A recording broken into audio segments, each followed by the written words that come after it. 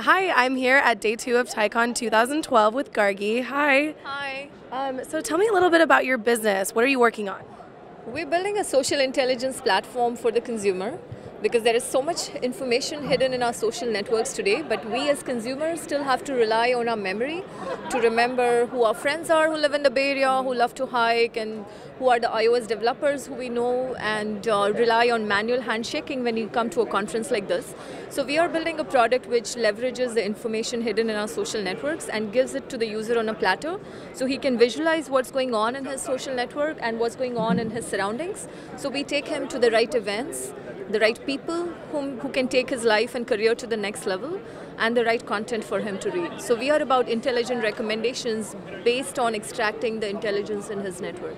Okay, so is this going to be like a social network where, like, I don't really understand how are people going to use this information, or where are they going to find this information?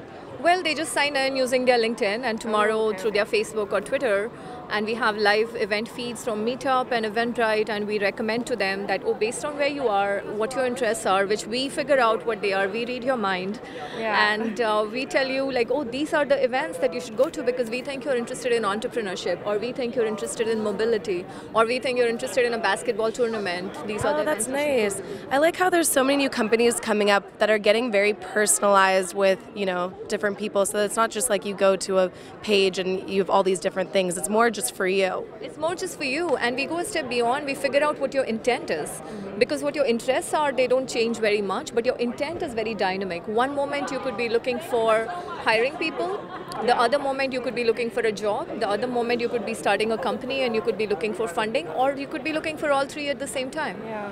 And we figure out what your intent is, and we give you the ability to configure your intent as well, saying, oh, I don't agree with your system, but this is my intent. Yeah. And based on your intent, we recommend to you people whose intents match with you as well.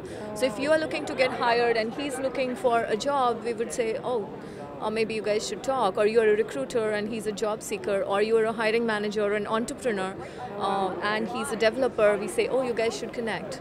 Oh, so it builds that bridge to connect people together based on... Yes, it goes beyond just shared interests. Oh, wow. Well, that's really good. And so congratulations on being a woman entrepreneur. It's so much. really It's good. very exciting. Yeah. And we were a grand prize winner at the California Program for Entrepreneurship. There were 400 companies that had applied. And How do you feel, being a woman coming to TyCon and you see all these men in business suits and you're standing there, tall, You know what? The Silicon Valley, it is such an exciting place to be. I don't really feel that I am a woman among a crowd of men, because you're treated with so much respect, and we're all just professionals working shoulder to shoulder and trying to create something out of nothing. Yeah, I feel like it's changed a lot, and I definitely agree with shoulder to shoulder. And I think the biggest thing I have for women to say who crib about or who feel that they are being treated like a woman is, you stop thinking about yourself as a woman, think of yourself as a professional and treat other people like a professional, and you'll be amazed at the kind of reaction and respect you get. Yeah, definitely, I agree. And did you enjoy the Women's Forum? Oh yes, in fact I helped out to market it as well. I've been a long-time TyCon attendee, volunteer, and I just love to come help out.